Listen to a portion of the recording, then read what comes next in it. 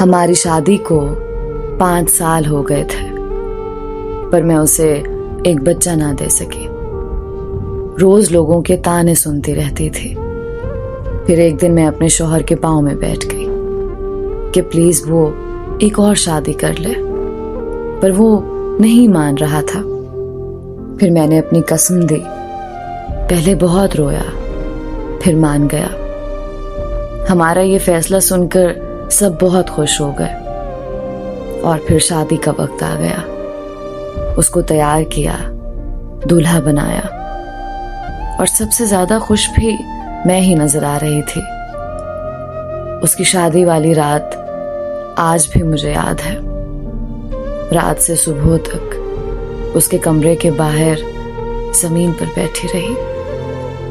وہ رات بہت ہی لمبی تھی، مجھے بہت درد تھا، پر آنسو ایک بھی نہیں تھا۔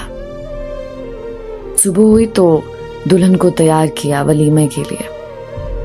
میرا شوہر بہت خوش نظر آ رہا تھا، اور میری خوشی اسی میں تھی۔ اصل کہانی تو شادی کے بعد شروع ہوئی۔ اس نے پورا 1 مہینہ مجھ سے بات نہیں کی، اور یہی چیز مجھے اندر سے کھا گئی، اور میں بیمار رہنے لگی۔ میرے سسرال والوں نے ان سے بول کر مجھے امی کے گھر بھیج دیا۔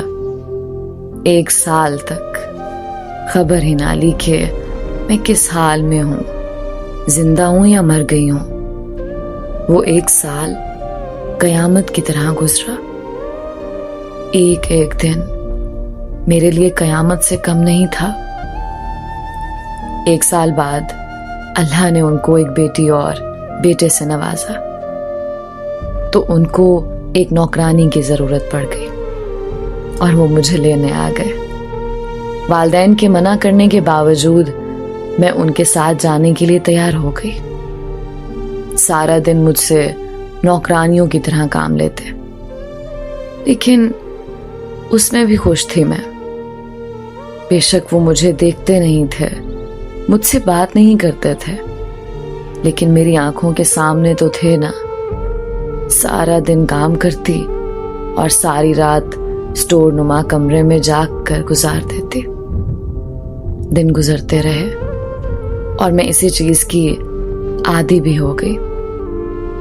میرے ساتھ جو کچھ بھی ہوا تھا میں سب بھول چکی تھی۔ میری آزمائش تو گزر چکی تھی، میں اپنی آزمائش پر پوری اتری تھی۔